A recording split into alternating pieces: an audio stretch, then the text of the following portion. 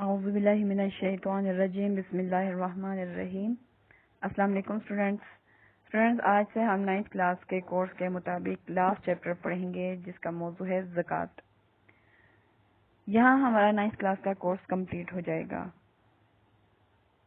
آج ہم زکوٰۃ، اس کی فرضیت، اہمیت اور مصارف کے بارے میں پڑھیں گے۔ تو چلیں اسٹڈی اسٹارٹ کرتے ہیں، اپنا لیسن اسٹارٹ کرتے ہیں۔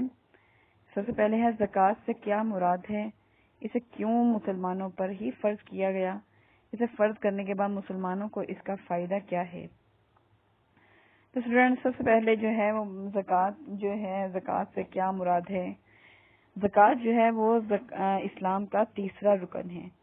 زکوٰۃ کے لفظی معنی ہے پاک ہونا، بڑھنا، پاکیزگی، نشوونما۔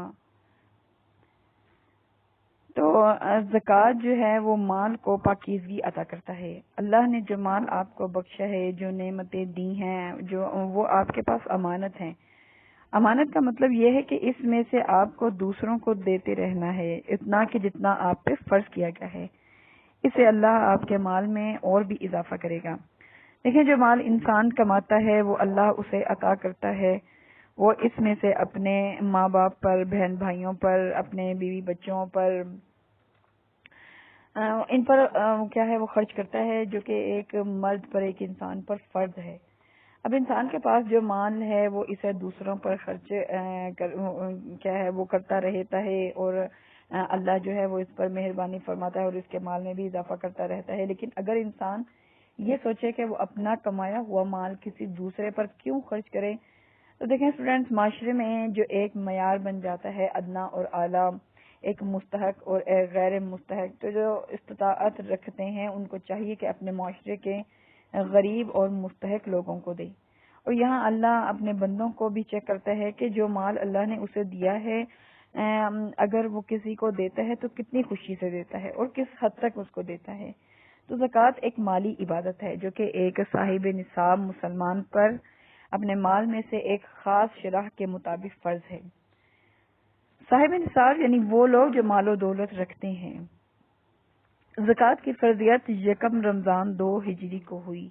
جتنے بھی احکامات اور اسلام کے رکن ہیں وہ اگر دیکھیں تو رمضان کے مہینے میں فرض ہوئے، جیسے نماز کی بات کی جائے، حج کی، زکوٰۃ کی، تو یہ سب جو ہیں وہ رمضان کے بابرکت مہینے میں فرض ہوئی ہیں۔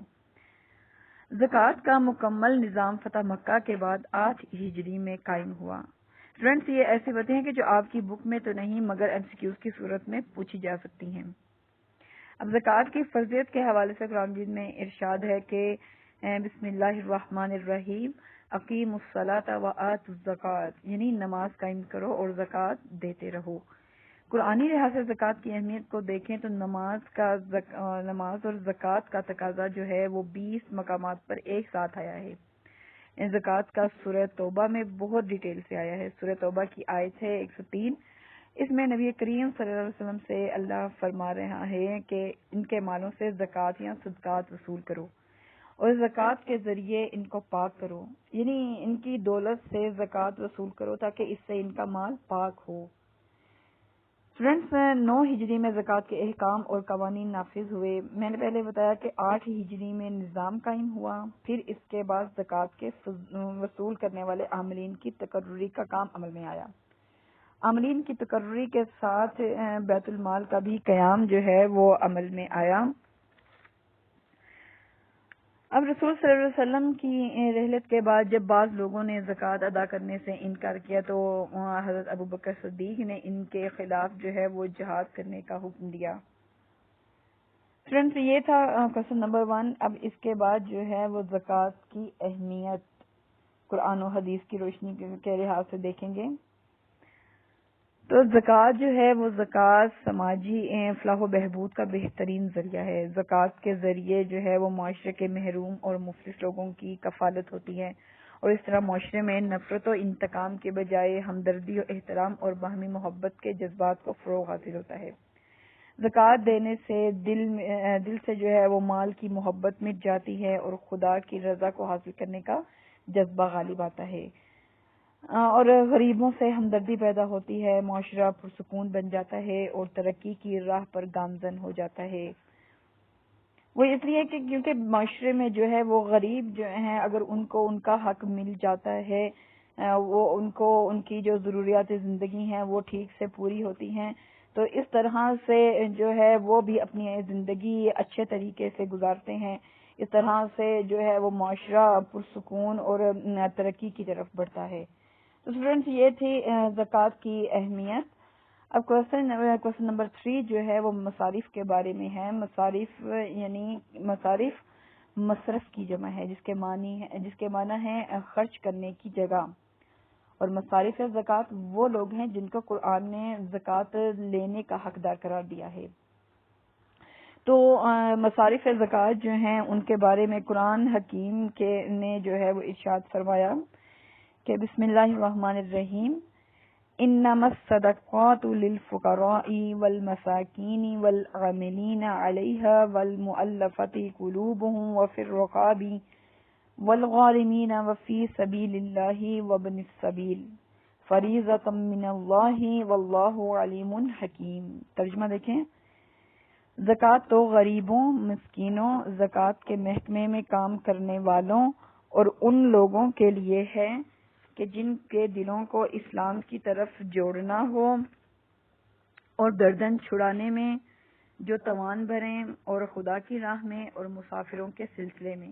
یہ خدا کی طرف سے ٹھہرایا ہوا ہے اور اللہ جاننے والا حکمت والا ہے. تو اسٹوڈینٹس اس آیت کی روشنی میں زکوٰۃ کے 8 مصارف بنتے ہیں. وہ کون کون سے ہیں؟ نمبر 1 فقراء. فقراء مطلب یعنی کہ جو معاشرے میں فقیر ہیں، غریب لوگ ہیں، آپ ان کو جو ہے وہ زکوٰۃ دیں. اس کے بعد ہے جی مساکین. مسکین یعنی غریب اور سفید پوش جو اپنے منہ سے نہ کہیں کہ ہم غریب ہیں، جو خود کسی کے دروازے پر نہ جائیں، ایسے جو لوگ ہیں وہ مساکین میں آتے ہیں. اسے نیکسٹ ہے جی عاملین. زکوٰۃ کے محکمے کے ملازمین یعنی زکوٰۃ کے محکمے میں جو کام کرنے والے ہیں ان کو زکوٰۃ دینا. اچھا جی نمبر 4 ہے تالیف قلب. تالیف قلب سے مراد مثلا کفار کو اسلام کی طرف راغب کرنا ہو، ان کو اسلام کی طرف لانا ہو ان کے لیے، اور جو ہے وہ کمزور نو مسلم افراد مطلب یعنی کہ جنہوں نے نیا نیا اسلام قبول کیا ہو ان کو اگر کیا ہے ان کو مالی لحاظ سے اور بھی مضبوط کرنے کے لیے زکوٰۃ کے جو پیسے ہیں آپ ان کو دے سکتے ہیں. نمبر 5 جو ہے وہ رقاب ہے یعنی غلاموں کو آزاد کروانے کے لیے.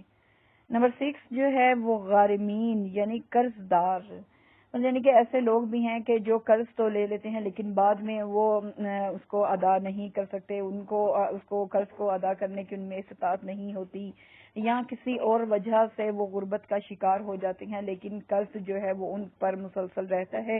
تو ایسے لوگوں کا قرض ادا کرنے کے لیے جو ہے وہ زکوٰۃ کے پیسے آپ ان کو دے سکتے ہیں. اچھا جی نمبر 7 ہے فی سبیل اللہ یعنی اللہ کے راستے میں.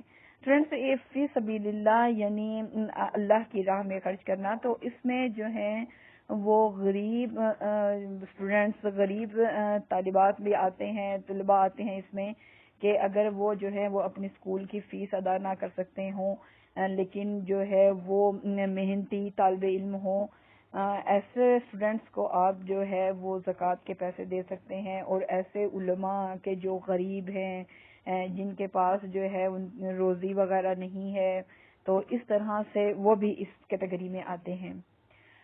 اچھا جی نمبر 8 ہے ابن السبیل یعنی مسافر. ایسے مسافر کے مثلا جو مسافرت میں ہوں لیکن اپنے ملک میں تو وہ اچھی حالت میں ہوں، ان کے پاس اچھا رزق ہو، لیکن جو ہے وہ مسافرت کی حالت میں اگر آ جائیں اور ان کا جو ہے وہ مال و متاع یعنی جو ان کا راستے میں ساز و سامان وغیرہ ہے وہ ختم ہو جائے تو وہ اپنے وطن واپس لوٹنے کی استطاعت نہ رکھتے ہوں، یعنی اپنے وطن جو ہے وہ واپس نہ جا سکتے ہوں، ان کے پاس اتنا مال نہ ہو، تو آپ ایسے مسافر کو زکوٰۃ کے پیسے دے سکتے ہیں. تو فرینڈس یہ تھے مصارفین زکوٰۃ.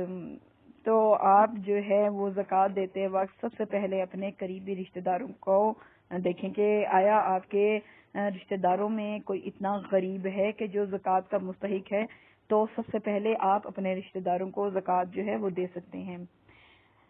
لہذا جو لوگ خود بڑھ کر سوال نہیں کرتے، غربت کے باوجود خوددار اور غیرت مند ہیں، انہیں تلاش کر کے صدقات و زکوٰۃ جو ہیں وہ دیے جائیں۔ اسٹوڈینٹس یہ تھا ہمارا کوشچن نمبر 3۔ اس کے بعد ہے کہ زکوٰۃ ادا نہ کرنے والوں کے لیے قرآن کی وعید، یعنی کہ قرآن نے ان کے لیے ان کو کیا کہا ہے کہ جو زکوٰۃ ادا نہیں کرتے۔ تو قرآن میں جو لوگ زکوٰۃ ادا نہیں کرتے ان کے بارے میں جو ہے وہ کہا گیا ہے، اور آئی تھنک یہ سورہ احزاب کی جو ہے وہ آیت ہے کہ جس میں جو ہے وہ وعید سنائی گئی ہے۔ نہیں سوری، سورہ توبہ ہے۔ سورہ توبہ میں جو ہے وہ ارشاد فرمایا جا رہا ہے کہ آپ اپنی بک پر دیکھیں اس کا ترجمہ، کہ جو لوگ سونا چاندی سین کر یعنی جمع کر کے رکھتے ہیں اور اسے اللہ تعالیٰ کی راہ میں خرچ نہیں کرتے، انہیں دردناک عذاب کی خبر سنا دیجیے۔ یعنی اس دن، کس دن؟ یعنی قیامت کے دن۔ قیامت کے دن اس سونا چاندی کو جہنم کی آگ میں تپایا جائے گا، پھر اس کے ساتھ ان کے چہرے، ان کے پہلو، ان کی پشتیں داغی جائیں گی، اور کہا جائے گا یہ ہے وہ خزانہ جو تم اپنے لیے جمع کر کے لائے ہو، اب اس کا مزہ چکھو جو تم جمع کرتے رہے ہو۔ تو اسٹوڈینٹس یہاں تک تھا ہمارا جو ہے وہ لاسٹ ٹاپک زکوٰۃ۔ آج جو ہے ہمارا 9th کلاس کا کورس جو ہے وہ کمپلیٹ ہوا۔ تو امید کرتی ہوں کہ آپ کو یہ لیکچرز اچھی طرح سے سمجھ آ گئے ہوں گے۔ ان لیکچرز کے مطابق آپ کو اسائنمنٹ میں دیے گئے سوالات کو حل کرنا ہوگا۔ تو اسٹوڈینٹس اپنا خیال رکھیں۔ والسلام۔